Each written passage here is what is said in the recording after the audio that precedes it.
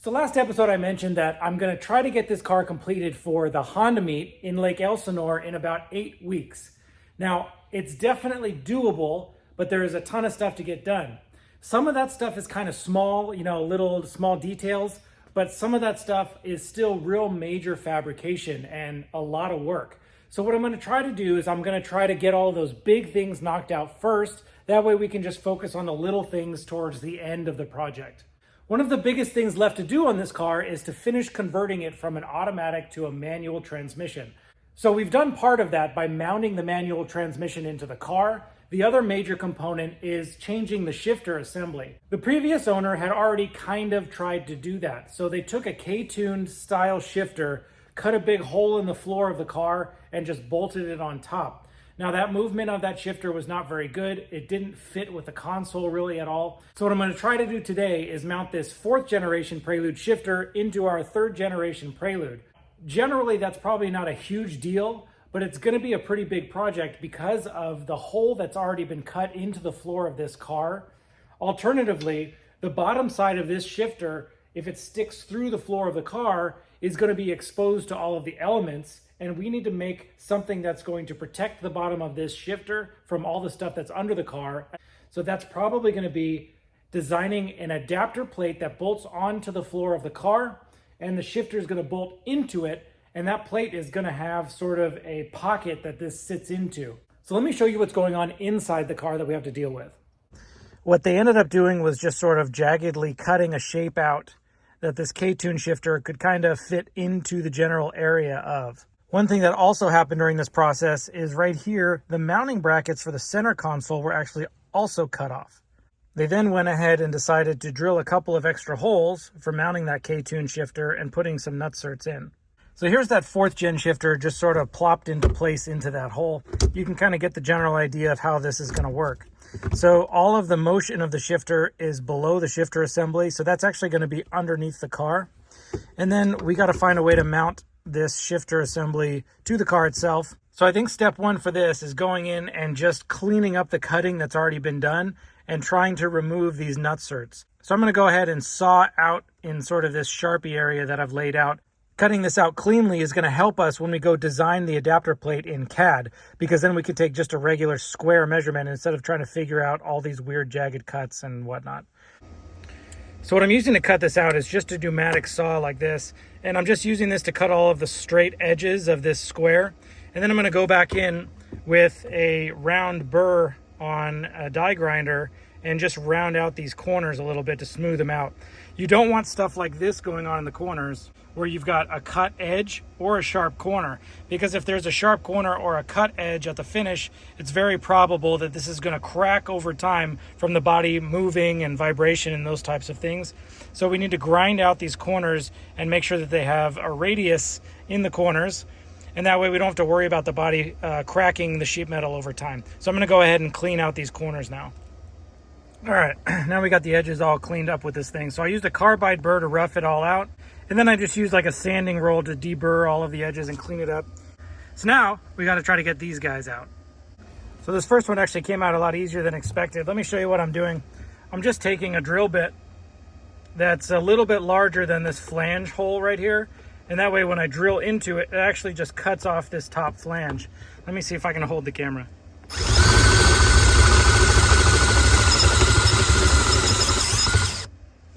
See how the flange came up onto the drill bit? And then the whole thing is just going to fall through. Okay, with the annoying part out of the way, now we've got a good base to start from on our design. We got these things out. What I'm going to do now is I'm going to take some dimensions of this rectangle. I'm going to lay the shifter in, and I'm going to take some dimensions of sort of where I want the shifter to sit. And then I'm going to go draw it up in CAD so that we can design this adapter plate. Let me show you. So first thing I'm going to do is I'm going to take a piece of construction paper and I'm going to trace out the things that I want to know with my hand just by scribing around these edges. And that is the square hole that we cut out and the hole locations that are existing in the car that are actually threaded. So this is where our adapter plate is going to bolt to. That's going to be this threaded hole, that one, and that one. I sort of traced out the shifter in a rough position of where it fits the best.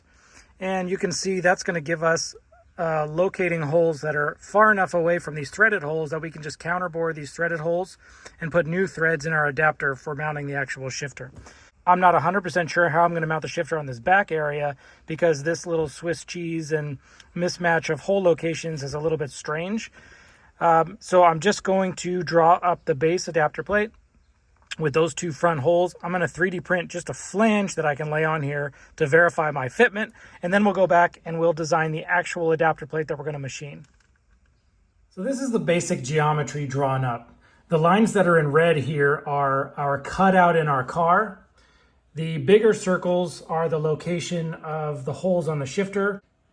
The smaller circles are the holes that are on the car that are threaded. So what I did is I just took the liberty of drawing an outside shape that kind of encompasses it all. I pushed our cut edge out 1/4 inch on either side just so that we can cover up the hole instead of just having it line up with the edge. And then I moved the cut edge in 1/4 inch because this is going to be the geometry for the outside of our pocket that drops down into the car. Before I continue drawing this any further, what I'm going to do is I'm going to just sort of extrude this into a very thin flange that I can lay on the car and verify my geometry.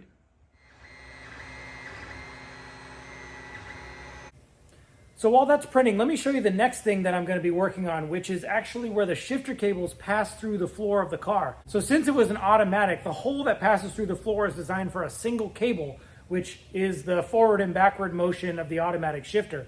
But the two cables that are attached to the new shifter are not going to fit through that same hole. So let me show you what I came up with. So with these two cables, the outside edges trimmed off, the cables are going to slide up into the inside of the car, as well as the protrusions on the bottom side of the cable. And then this bracket is going to come around here and sandwich the rubber cables to the bottom of the car. So I'm going to machine one of these. Then I'm just going to install some riv nuts into the floor. And it also should seal pretty good because of the rubber on the cables themselves. So let's machine that flange real quick.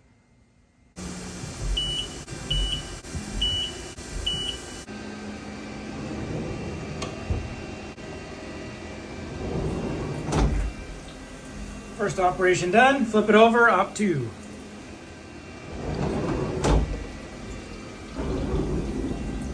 All right.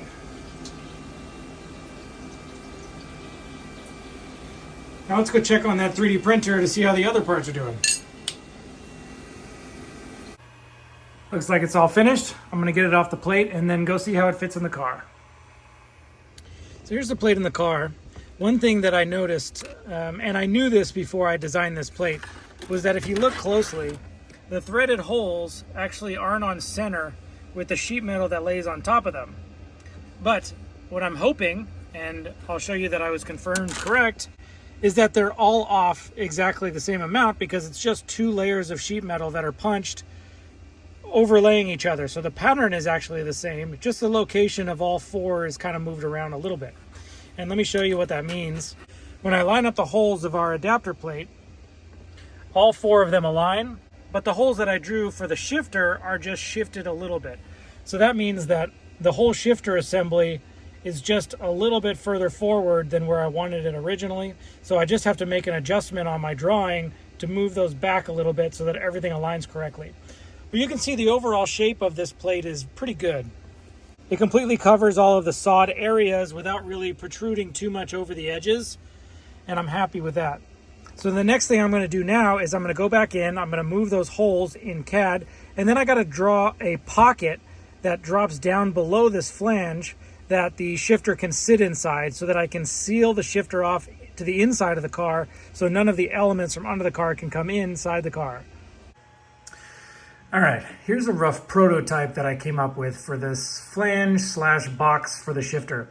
This is a very simple geometric shaped box, and I was just going to start programming it and machining it, but one, I don't have a piece of aluminum here that's big enough for this.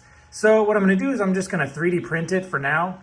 This is probably going to take about half a day to print, and then I will revisit and just make sure that everything fits correctly. But let me go over some of the small details that I changed. So the biggest problem that we were having was that there was a bunch of overlap in these corners here. So probably where the original Prelude shifter mounted was actually kind of close to where the 4th gen Prelude shifter mounts. So what I decided to do was I'm going to eliminate this mounting hole here for the shifter so I can use the mounting hole that's already in the car. And I'm going to drill a new hole in the shifter.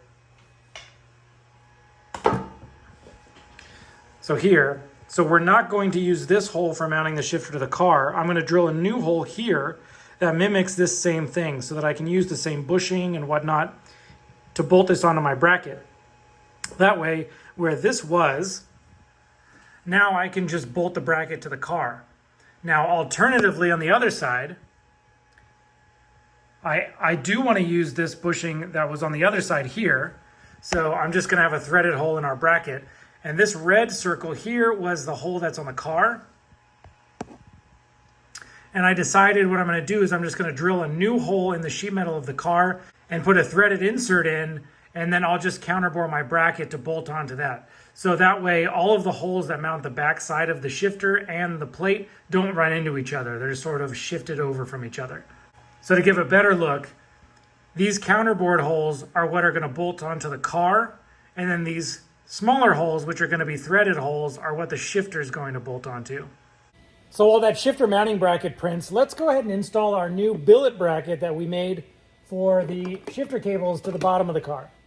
The first step was to trim all of this out correctly so it fits that rubber flange that surrounds those shifter cables.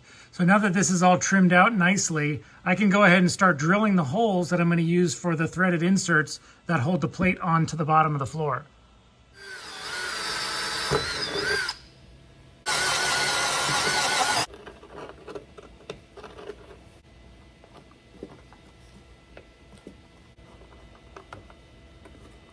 I got the first 2 inserts in, and before I drill the other 2, I wanted to mount the plate up just to verify the location. Sometimes when you're drilling all of these holes, you can kind of get a little bit crooked, and it's a good idea to just sort of verify fitment before you put your final holes in. So now I can go in and I can scribe the location of the other 2 holes, pull the plate off, center punch it, drill, and put those in. So here's a look at how the flange fits around the shifter cables. Since they're trimmed in a rectangular shape, I was able to machine a pocket that the cables sit in, but they just protrude up above the edge of this just a little bit. And that allows me to sort of squeeze it in between the body of the car and this flange. So let's get this thing mounted.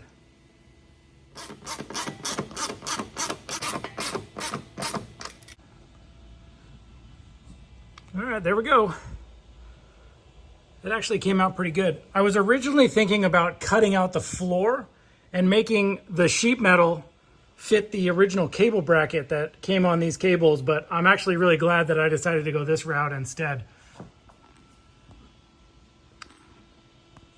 So the next step was looking here, and correct me if I'm wrong, but this is probably the mount for a bracket that holds the cables, or even the automatic cable or whatever. So maybe I should also make something that goes here that clamps the bracket, or that clamps the cables. But we'll get to that after we finish the shifter mounting bracket.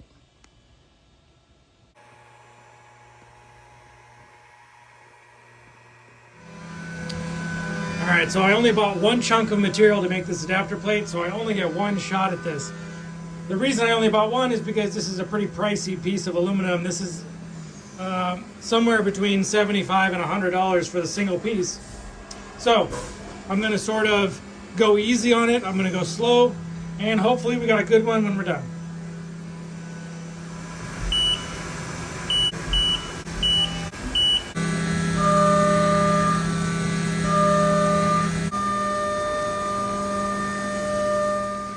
This is the top side of the plate roughed out with a 1/2-inch end mill and the 2-inch face mill. Now I can go in and do all the detail work, like putting all the fillets around everything and doing the holes for the hardware. All right, first operation was successful. So this is totally finished on the top side now. So now the part gets flipped over, goes back into the same soft jaws that it's mounted into now, and then we're going to do the bottom side. You can see from the roughing now all the walls are finished, and I used a corner rounder to put a radius on all of these outside edges. Just makes it look a little bit nicer. Okay, let's flip it over and do the second side. So taking it pretty easy, roughing out the bottom side of this part. This is just a 2D dynamic toolpath. It's sort of a constant engagement, and it's always doing a climb cut. This is 100,000 step over, about 220 inches a minute. So this might officially be the most absurdly overdone part on this project so far, but I love it. So let's get this out of the machine and go see how it fits inside the car. So yeah, this thing came out a lot better than expected. This is gonna look super cool in the car. I can't wait to cover it up with the center console. All right, let me show you some of the differences from the original prototype version to the final version. This one fit the car great. All of the counterbore holes lined up correctly, but the shifter placement on this plate was not perfect. And what do I mean by that? Yes, all the holes lined up, but there was one thing that I didn't factor because I didn't notice it about the shifter originally, is that if you look at the shifter from the top, where these cables are is offset to the left. And when I mounted this in the car, the cables were going straight to the floor. And the way that I designed the cables to go through the floor was right in the middle of the floor. So the cables were having to make a right turn pretty quickly before going down into the floor. So on the final version, what I ended up doing was taking these holes, these threaded holes that mount the shifter, and moving them over to the right 1/4 of an inch so that now the shifter cables are going to be straight.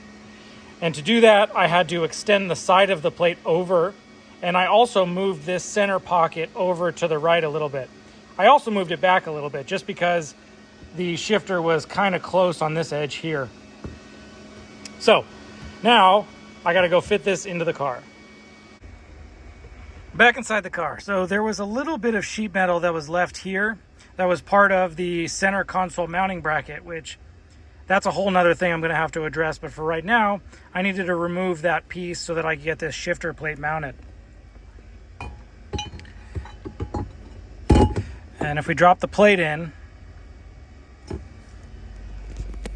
you can get sort of a better idea of what's going on here. So let me get this thing screwed on, and then I'll show you the next thing we got to do. We got to add a thread into the body of the car for this hole. So there it is, bolted on with the 3 counterbore holes.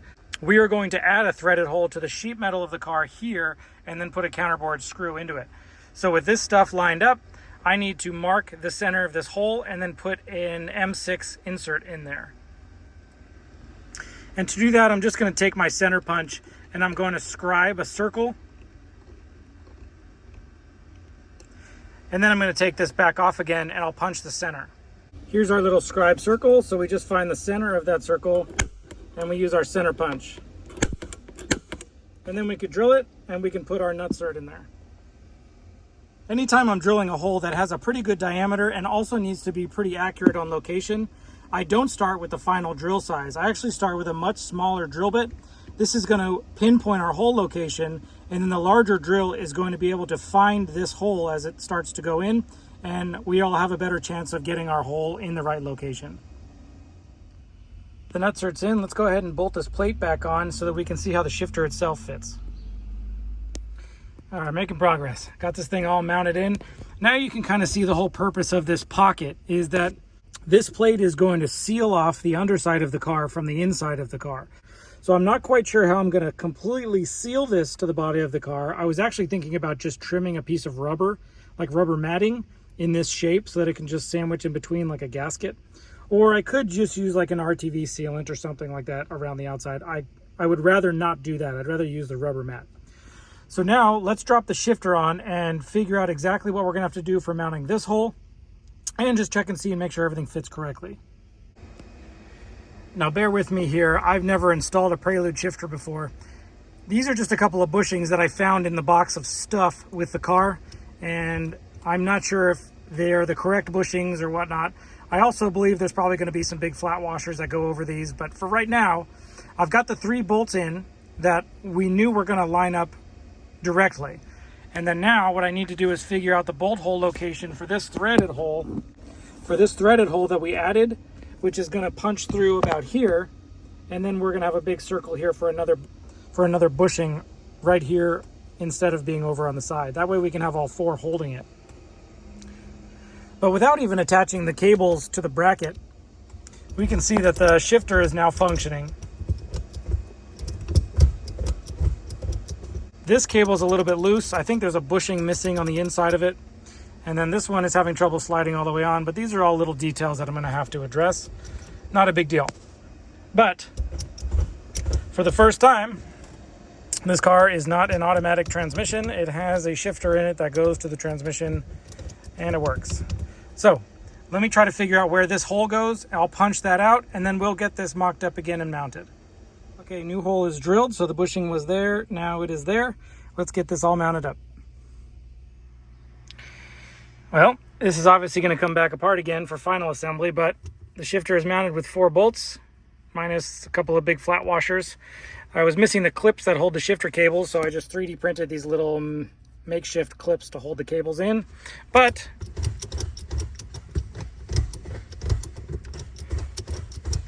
it's working. Now with the problem of the shifter basically all sorted out, we can go back under the hood and get back on track with all the stuff in the engine bay. But I'm going to save that for the next episode. Thanks for watching.